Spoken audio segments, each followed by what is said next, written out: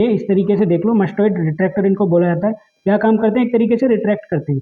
ये self retaining मतलब एक तरीके के आप समझें, इसको आप समझेंगे तो ये जैसे ये स्पेस है, इसको आपने यहाँ पर रिट्रैक्ट करना है, तो कैसे करेंगे? इस तरीके से। ये देखिए, ये रिट्रैक्शन कर दिया इन्होंने। हेलो फ्रेंड, कैसे हैं आप सभी? उम्मीद करता हूँ कि अच्छे होंगे। तो दोस्तों, आज की जो वीडियो रहेगी हमारी काफ़ी इंफॉर्मेटिव वीडियो रहने वाली है और काफ़ी इसमें नॉलेजेबल बातें करेंगे हम, क्योंकि इस वीडियो का जो टॉपिक रहेगा दोस्तों वो रहेगा एबी फिस्टुला सर्जरी के बारे में।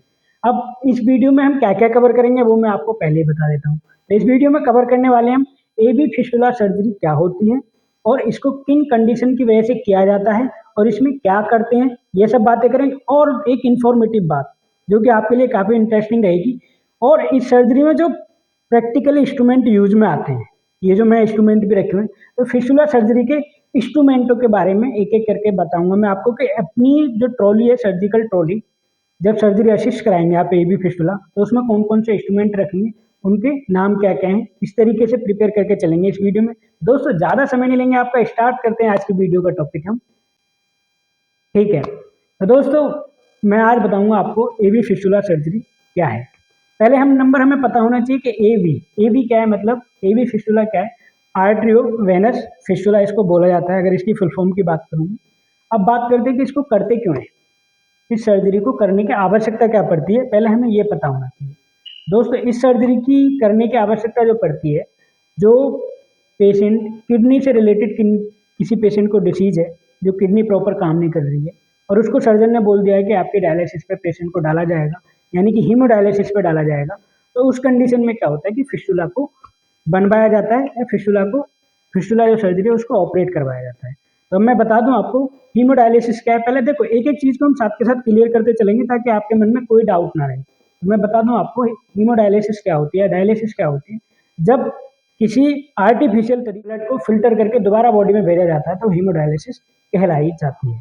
सिंपल सी है, छोटी सी बात थी, ये बता दी। अब आगे बढ़ते हैं हम अपने जो हमारा कंटेंट है आज का, एबी फिस्टुला का। अब एबी फिस्टुला कर क्यों रहे थे? देखो, जब सर्जन ने बोला इमरजेंसी कंडीशन में क्या होता है, टेम्परेरी बेस पे जुगुलर वेन से फिस्टुला करने के लिए बोल दिया गया, फिस्टुला बना दिया टेम्परेरी बेस पे यहाँ से कि भैया आपकी डायलिसिस होगी, तो वो टेम्परेरी बेस पे होता है, उसके कॉम्प्लिकेशन क्या ही रहते हैं। उस कंडीशन में क्या होता है कि लॉन्ग टर्म अगर डायलिसिस की जाएगी तो उसके लिए क्या है कि यहाँ पे या तो हम यहाँ बेन या ये वाला यहाँ पे फिस्टुला को बनाया जाता है, एबी फिस्टुला को ऑपरेट किया जाता है। अब एबी फिस्टुला में हमने बता दिया कि आर्टरी और वेन, यानी जब इंसिजन देंगे यहाँ पे और आर्टरी और वेन दोनों को आपस में जोड़ दिया जाएगा, दोनों को जोड़ दिया जाएगा और उसको सर्जिकल नाम क्या है, उसका सर्जिकल टर्म क्या बोली जाएगी, अनास्टमोसिस।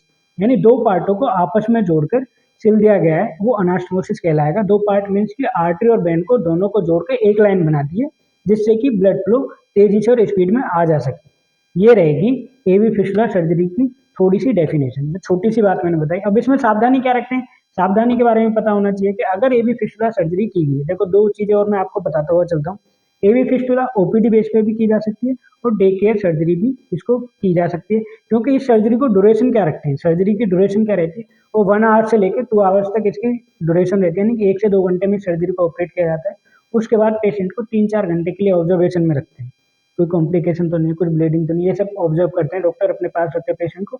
उसके बाद क्या करते हैं, पेशेंट उसको डॉक्टर पेशेंट को डिस्चार्ज कर देते हैं। तो ये एक छोटा सा प्रोसीजर रहता है, अगर आप मान के चलो तो माइनर रहता है, लेकिन बहुत ही महीन बोले तो बहुत छोटी छोटी चीज़ों को, क्योंकि इस सर्जरी में जो इंस्ट्रूमेंट इस्तेमाल होते हैं मैं भी आपको दिखाऊंगा, वो माइक्रो इंस्ट्रूमेंट इस्तेमाल होते हैं।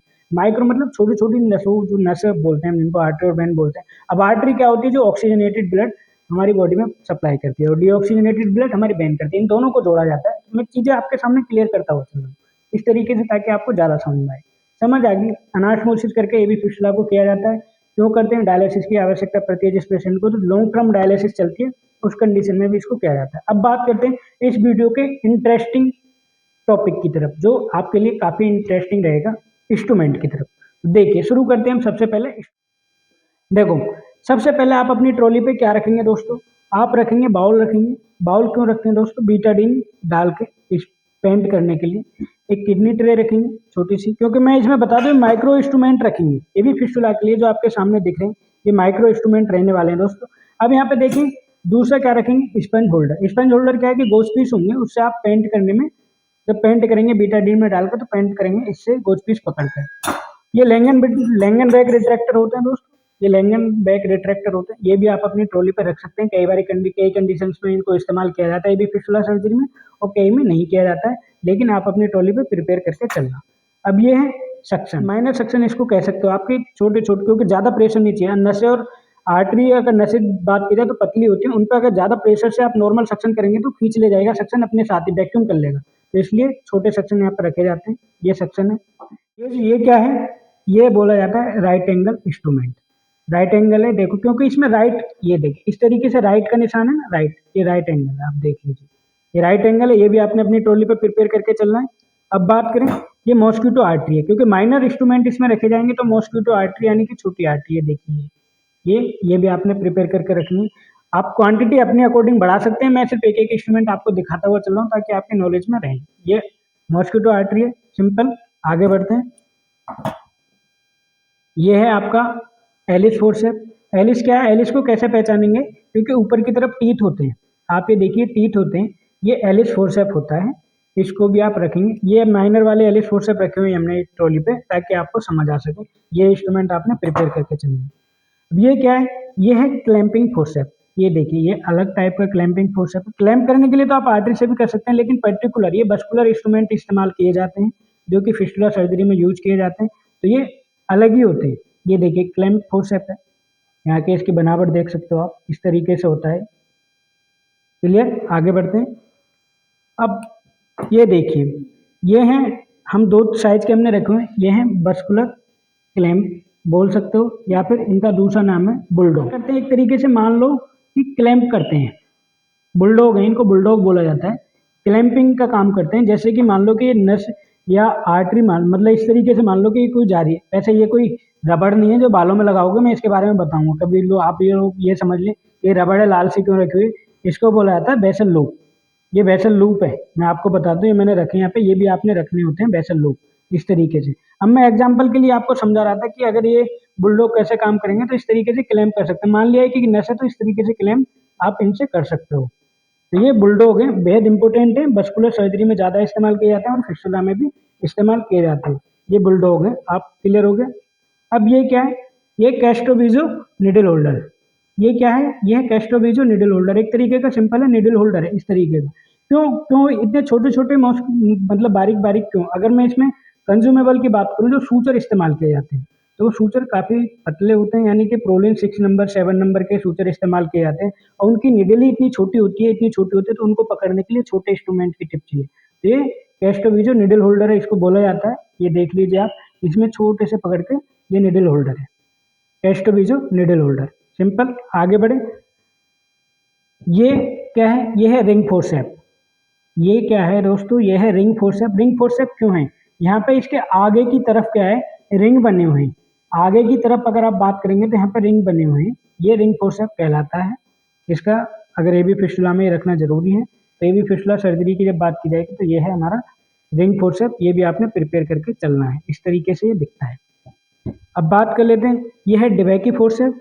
नॉर्मल डिबेकी है, जनरल सर्जरी में भी इस्तेमाल कर सकते हैं और इसमें भी इस्तेमाल कर सकते हैं, लेकिन ये डिबेकी फोर्सेप आपको रखना है, इसलिए ये यहाँ पे ट्रॉली पे मैंने प्रिपेयर किया हुआ है। तो ये है बस डिबेकी फोर्सेप, सिंपल। आगे बढ़ते हैं, पर्टिकुलर नाम बताया तो आईलिड रिट्रैक्टर है। आईलिड रिट्रैक्टर इनको बोला जाता है। ये दो साइज इसमें मैंने रखे हुए हैं, एक छोटा है एक बड़ा है, इस तरीके से होते हैं। आईलिड रिट्रैक्टर क्या है, मतलब कि रिट्रैक्ट करते हैं, जैसे वेन आर्टरी है, इस तरीके से मान लो ये वेन है, ये आर्टरी है, इस तरीके से ये रिट्रैक्ट करके आपको स्पेस क्रिएट कर देंगे कि आप यहाँ पर प्रोसीड कर सकते हैं। इस तरीके का इनका काम रहता है, आईलिड रिट्रैक्टर ये कहलाते हैं। ये क्या है, ये पोर्ट सीजर है, जिसको पोर्ट सीजर है, जो बारीक सूचर होते हैं, छोटी सीजर है, इससे कट करके जब सूचर कटिंग करने होते हैं तो इससे करते हैं।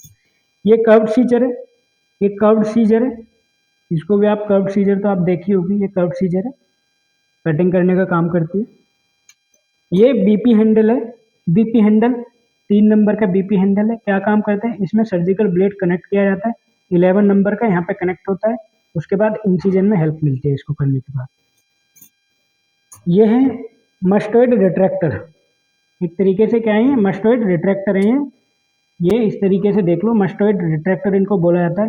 क्या काम करते हैं, एक तरीके से रिट्रैक्ट करते हैं।